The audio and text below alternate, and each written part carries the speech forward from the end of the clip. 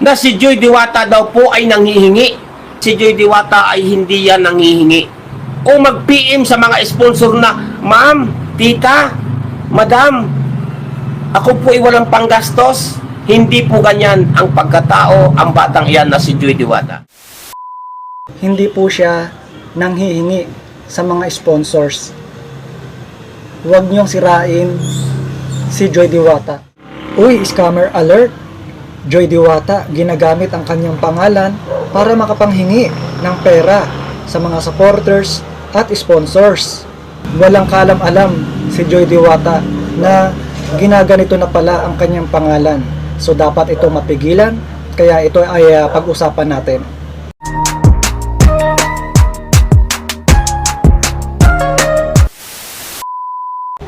Hello guys, welcome back to my YouTube channel. Panibagong araw at panibagong reaction commentary video na naman ang ating gagawin. Pero bago tayo magsimula, gusto ko muna kayong batiin ng good morning, good afternoon, good evening. Kung nasan man kayo mga lokasyon ngayon, sana sa mabuti kayong kalagayan. At may love shoutout kay Kuya Bal, Ate Edna, Kalinga Prab. At may love shoutout kay Tres Virador. May love shoutout din kay Ma'am Ana Rita Reyes. May love shoutout kay Tita Maria Lewis Vlog. At iniimbitahan ko kayo guys na mag-subscribe sa aking munting channel para naman lagi kayong updated sa aking mga reaction commentary video. Okay guys, pag-usapan natin itong nakalap nating balita sa live ni Sir Andy Kayakap Vlogs. Mega love shoutout kay Sir Andy Kayakap Vlogs. Suporta natin guys, napakasipag na scouter, charity vlogger. So guys, bago ko ipagpatuloy yung komento ko dito sa issue na ito, panoorin muna natin itong video ni Sir Andy Kayakap Vlogs. Medyo may kahabaan, pero panoorin natin yung paliwanag ni Sir Andy Kayakap Vlogs. Bakit po may mga tao nga naman ganito, no? Alalahanin po natin mga kababayan, no? Na ako po ay naniniwala sa karma. No po, naniniwala po ako. Bakit po hindi naniniwala si Andy Kayakap Vlogs? Kasi may ako po minapatunayan na nasabi ko darating din ang araw. Babalik din sa mga taong ito ang mga ginagawa nilang kuwan sa kapwa. May bumubulong-bulong na bubuyog sa aking tainga, no? Na ika ngay parang paninira sa kapwa. Wag ganun mga kababayan, no? Kung sino man po kayo mga kababayan, alalahanin po ninyo na nakatingin sa inyo ang ating mahal na Panginoon Diyos si Ama si Allah. Di ba? No? Una, no? Na ang magpapasira daw kay Joy Diwata ay mga Joynatics, di ba? No? Bakit po? Ay mahal na mahal nga ng Joynatics si Joy Diwata. Isa na bumubulong yan sa tainga ko Ayaw lumampas dito sa kabila. Naririnig ko dito sa kanan, ayaw lumabas sa kaliwa. Pero pag lumabas po sa kaliwa, okay na. Ay ngayon po itong isang bagay na ito ayaw lumabas sa aking tainga, no? Ang bumubulong-bulong sa tainga ko na ayaw lumabas dito sa kabila. Na si Joy Diwata daw po ay nanghihingi. Nang ano? Bakit nanghihingi? Mga kababayan. Ingat po kayo mga kababayan ha. Kapag po may nag-PM sa inyong Joy Diwata, huwag niyo pong i-reply. O may nanghingi, o kaya Joy Diwata ang pangalan ng hingi, huwag niyo pong bibigyan. Dahil si Joy Diwata po ay hindi yan marunong manghingi at hindi marunong magsalita. Nagsasalita po, pero yun nasa tama. Pero bakit po may mga bumubulong sa tainga ko, no?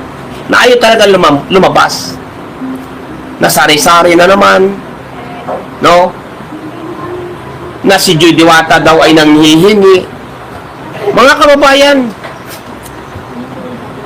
umpisan po natin sa kung anong kailangan ni Joy Diwata. Sapol po mga kababayan, si Joy Diwata ay hindi yan nanghihingi.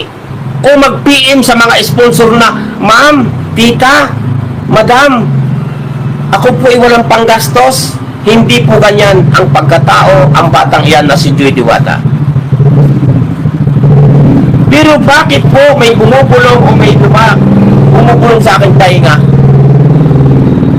na ginagamit ang pangalan ni Joy Diwata about daw sa nangihingi? Mga kababayan, kung pambili din lamang po ng sapatos ni Joy Diwata at siya'y manghihingi, yan po ay hindi gagawin ni Joy Diwata dahil maraming sapatos si Joy Diwata. Kung si Joy Diwata po ay manghihingi din lamang ng pambili ng pabango, tambak po ang pabango ni Joy Diwata. Kung si Joy Diwata po ay manghihingi din lamang ng pambili ng damit, tambak din po ang damit ni Joy Diwata. Pero bakit mga kababayan, pilit na ginagawa o gagawaan ng kwento itong si Joy Diwata, mga kababayan? Intindihin po ninyo yung buhay. No po? Huwag po ninyong sobrahan. No?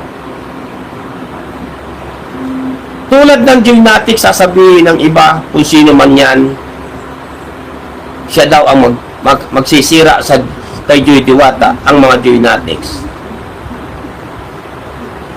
Ako po ang magsasabi, mahal na mga gymnastics, si Joy Diwata, at sila pa'y dumadami. No? Kung naalala niyo po ang live ko noong isang araw, mga kababayan, na wag na, pakiusap ko, wag na wag sana ninyong sisiraan o gawaan ng kwento si Joy Diwata. Dahil baka po, ako ay magsalita. Baka hindi na po ako makapagpigil.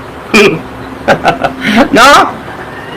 Alalahanin nyo, mga kababayan, kung sino man kayo na gustong manira at siraan si Joy Diwata, gawaan ng kwento, alalahanin ninyo. Nangyari na yan sa buhay ko. May karma po yan, mga kababayan. So guys, napanood natin yung video ni Sir Andy Kayakap Vlogs. Shoutout nga pala kay Sir Andy Kayakap Vlogs. Suporta natin guys. So yun nga guys, nakakagalit nga lang dahil nga sa napanood natin at sa siniwalat ni Sir Andy Kayakap Vlogs, ginagamit ang pangalan ni Joy Diwata na walang kaalam-alam yung bata. Sinisiraan at ginagamit sa sariling pang-intensyon para pagkapirahan ang pangalan ni Joy Diwata. Mahiya ka naman at matakot sa karma. Si Joy Diwata, hindi po yan nagchat-chat sa mga sponsors or kung sino man mga supporters para manghingi at para may pambili ng sapatos or mga gamit. Dahil si Joy Diwata, maraming sapatos, maraming gamit at may pera. Hindi po siya nanghihingi sa mga sponsors. Huwag niyong sirain si Joy Diwata. So, ginagamit yung pangalan ni Joy Diwata ng mga scammer na mga walang hiyang ito na para makapanghingi ng pera sa mga supporters, sponsors. So, dapat ito mapigilan ito dahil itong mga scammer na ito, mga taong ito ay mga walang puso. Kayo ba ay walang pangalan para gumamit ng ibang pangalan? Porket sikat yung tao at maraming nagmamahal na mga supporters at gaganyanin nyo, nananahimik yung bata, walang kaalam-alam, mga hinayupak kayo Sana naman karmahin kayo sa mga pinaggagawa ninyo. Dahil itong bata na ito, nananahimik, nag-aaral, nangangarap makapagtapos sa kanyang pag-aaral bilang kursong nursing. Tapos kayo, mga walang hiya na mga scammer, mga taong naiingit kay Joy Diwata na walang ginawa kundi makapanakit, manyurak at manglait at dumihan ang pangalan ni Joy Diwata.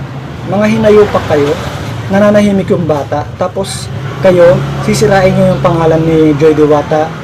Gusto ko lang malaman ninyo, si Joy Diwata, maraming pera yan, maraming gamit, maraming pambiling sapatos.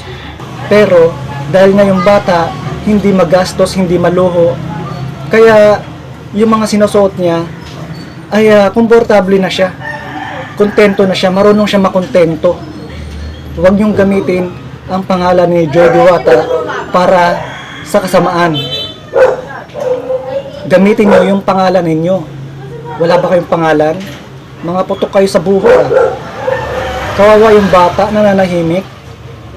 Pantanan niyo si Joy Diwata. Kasi digital ang karma ngayon.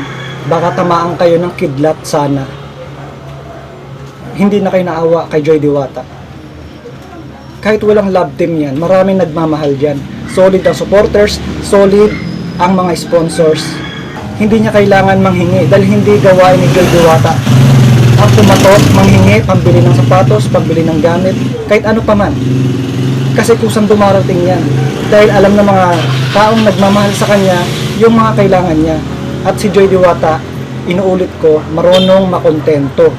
Kaya para sa scammer, sa mga taong gumagamit ng pangalan ni Joy Diwata, karmahin ka sana. So ayun lang guys ang aking reaction video for today. At magkita-kita ulit tayo sa next kong video. So pasensya na sa mga aking nasabi. Nakakagalit nga lang gawa ng itong bata na ito, si Joy Diwata, nananahimik pero sinisiraan at sinisira ang kanyang pangalan na wala namang kaalam-alam. Kaya pagpasensyahan nyo na kung meron ako nasabing masama, pero bagay naman po yan sa mga taong naiinggit at naninira ng pangalan ni Joy Diwata. So ayun lang muna ang aking reaction video for today. Thank you for watching guys.